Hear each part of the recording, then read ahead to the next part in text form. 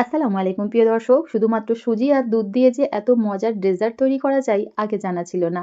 মাখনের মতো সফট নরম তুলতুলে এই ডেজার্টটা দেখতে যেমন সুন্দর আর লোভনীয় লাগছে, খেতেও অনেক বেশি মজার হয়। এই ডেজার্টটা বানানোর জন্য না লাগবে আগার আগার পাউডার, না লাগবে জেলিটিন আর না লাগবে ডিম। একদম সহজ একটা রেসিপি, আশা করছি তোমাদের ভালো লাগবে। শুরুতেই প্যানের মধ্যে নিয়ে নিলাম 3 চা চামচ পরিমাণ চিনি। চুলার ফ্লেম মিডিয়াম হাই রেখে চিনি কিছুটা মেল্ট হওয়া পর্যন্ত অপেক্ষা করব। যখন দেখবে চিনিটা কিছুটা গলতে শুরু করবে, সেই পর্যায়ে চুলার ফ্লেম আমাদের একেবারে লোয়ে রেখে অনবরত নাড়াচাড়া করে ক্যারামেলের কালারটা তৈরি করে নিতে হবে। তবে হ্যাঁ, এখানে ক্যারামেলটা কোনোভাবেই পুড়ে না যায় সেদিকে অবশ্যই লক্ষ্য রাখবে। ক্যারামেল পুড়ে গেলে ডেজার্টটা খেতে একদমই তেতো লাগবে। তো দেখো, এখানে ক্যারামেলের মধ্যে সুন্দর একটা গোল্ডেন কালার চলে এসেছে। এর থেকে বেশি আর লাল করব না। এবার চুলার ফ্লেম অফ করে সাথে সাথে যে পাত্রের মধ্যে আমি ডেজার্টটা সেট করব, সেই পাত্রের মধ্যেই ক্যারামেলটা ঢেলে নিচ্ছি। আর এই কাজটা খুবই দ্রুত করতে হবে, কারণ ক্যারামেল ঠান্ডা হয়ে গেলে কিন্তু জমাট বেঁধে যাবে। তো দেখো, আমি এখানে কাঁচের পাত্রের মধ্যে ডেজার্টটা সেট করছি। তোমরা ঘরে থাকা যেকোনো পাত্রের মধ্যে ডেজার্টটা সেট করে নিতে পারবে, একদম পারফেক্ট হবে।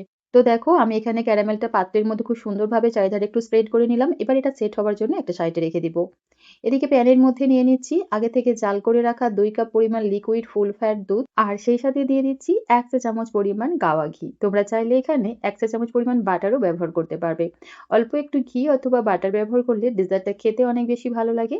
সেই সাথে দেখবে ডেজার্টটা অনেক বেশি সফট, স্মুথ আর সিল্কি একটা টেক্সচার আসবে। তাই অবশ্যই এখানে অল্প একটু ঘি অথবা বাটার ব্যবহার করার চেষ্টা করবে। তো আমি এখানে দুধটাকে প্রায় 2 মিনিটের মতো ভালোভাবে ফুটিয়ে নিয়েছি। এরপর এখানে দিয়ে দিব 1/4 কাপ সুজি। 2 কাপ দুধের জন্য 1/4 কাপ সুজি ব্যবহার করতে হবে। এটাই পারফেক্ট একটা মাপ। আর এখানে অবশ্যই কাঁচা সুজিটাই ব্যবহার করতে হবে। সুজি ভেজে ব্যবহার করা যাবে না। সুজি এড করার সঙ্গে সঙ্গেই খুব ভালোভাবে নাড়াচাড়া করে মিশিয়ে নিতে হবে। তা নাহলে এটা দলা পেকে যাবে। আর হ্যাঁ, চেষ্টা করবে এখানে মিহিদানা সুজিটা ব্যবহার করতে। এতে করে দেখবে ডেজার্টের স্বাদ এবং টেক্সচার অনেক বেশি ভালো আসে। এবার এখানে মিষ্টির জন্য দিয়ে দিলাম 1/3 কাপ চিনি, আর সেই সাথে দিয়ে দিলাম 1 চিমটি পরিমাণ নুন। তবে আমি যে পরিমাণ সুজি দিয়ে ডেজার্টটা তৈরি করছি, 1/3 কাপ চিনি একদম পারফেক্ট মিষ্টি হবে। তাই অবশ্যই চেষ্টা করবে যে কোনো বাটি অথবা কাপে সমস্ত কিছু উপকরণগুলো একটু মেপে নিতে, তাহলে দেখবে ডেজার্টটা তৈরি করতে সুবিধা হবে। এবার এই ডেজার্টটা সেট করার জন্য একটা বোলের মধ্যে নিয়ে নিচ্ছি 2 চা চামচ পরিমাণ গুঁড়া দুধ, আর নিচ্ছি কাস্টার্ড পাউডার। তো দেখো, আমি এখানে ভ্যানিলা ফ্লেভারের কাস্টার্ড পাউডার নিয়েছি। প্রায় 1.5 চা চামচ পরিমাণ কাস্টার্ড পাউডার ব্যবহার করছি। এর থেকে বেশি পরিমাণ দেওয়া যাবে না, তাহলে দুধটা অনেক বেশি ঘন হয়ে যাবে। এবার নরমাল তাপমাত্রার 1/2 কাপ পানি দিয়ে সমস্ত কিছু খুব ভালোভাবে একটু মিশিয়ে নিব। এই কাজটা একটু সময় নিয়ে করতে হবে, যেন গুঁড়া দুধ বা কাস্টার্ড পাউডার কোনো রকম লাম্পস বা দলাভাব না থাকে। আচ্ছা, তোমাদের হাতের কাছে কাস্টার্ড পাউডার না থাকলে তোমরা এখানে কর্নফ্লাওয়ারটাও ব্যবহার করতে পারবে। এবার এই কাস্টার্ড পাউডার আর দুধের মিশ্রণটা আমরা সুজির মধ্যে দিয়ে দিব। তো দেখো, আমি এখানে চুলার ফ্লেম একেবারে লোয়ে রেখে সুজিটাকে প্রায় 1 মিনিটের মতো কুক করে নিয়েছি। এবার এখানে আমরা সেই গুঁড়া দুধ আর কাস্টার্ড পাউডারের সম্পূর্ণ মিশ্রণটাই অ্যাড করে দিব। আর দিবার সঙ্গে সঙ্গেই কিন্তু খুব ভালোভাবে নাড়াচাড়া করে মিশিয়ে সুজিটাকে আরও 1 মিনিটের মতো কুক করে নিব। এই ডেজার্টটা তৈরি করার জন্য চুলার ফ্লেম প্রথম থেকে শেষ পর্যন্ত একেবারে লোয়ে রেখেই এই কাজটা করতে হবে। তা নাহলে দেখবে সুজির এই মিশ্রণটা খুব দ্রুত ঘন হয়ে যাবে, আর এই ডেজার্টটা আমাদের একদমই পারফেক্ট হবে না। তো আমি এখানে সুজিটাকে প্রায় 1 মিনিটের মতো ফুটিয়ে নিয়েছি। মিশ্রণের থিকনেসটা হয়তোবা দেখেই নিশ্চয়ই বুঝতে পারছো, ঠিক এরকম একটু ঘন করেই তৈরি করতে হবে। এবার চুলার ফ্লেম অফ করে সুজির এই মিশ্রণটা গরম থাকা অবস্থাতেই সে পাত্রের মধ্যে ঢেলে নিব।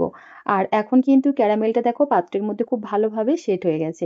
আর সবচেয়ে মজার বিষয় হলো, সুজির এই ডেজার্টটা আমাদের এক্সট্রা ভাবে কোনো রকম স্টিম করা বা ভাপানোর ঝামেলা একদমই নেই।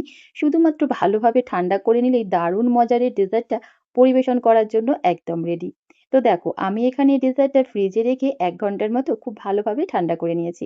এখন দেখতেই পাচ্ছ এটা খুব সুন্দরভাবে সেট হয়ে গেছে, হাতের মধ্যে লেগেও যাচ্ছে না। তো চলো এবারে ডেজার্টটা তোমাদের একটু মোল্ড আউট করে দেখাই, তাহলে বুঝতে পারবে ডেজার্টটা কতটা সুন্দর আর পারফেক্ট ভাবে সেট হয়েছে। মাশাআল্লাহ, ডেজার্টের টেক্সচারটা দেখেই নিশ্চয়ই বুঝতে পারছো কতটা সফট আর ইয়াম্মি হয়েছে। একদম মাখনের মতো সফট নরম তুলতুলে এই ডেজার্টটা মুখে দেওয়ার সঙ্গে সঙ্গে মিশে যাবে।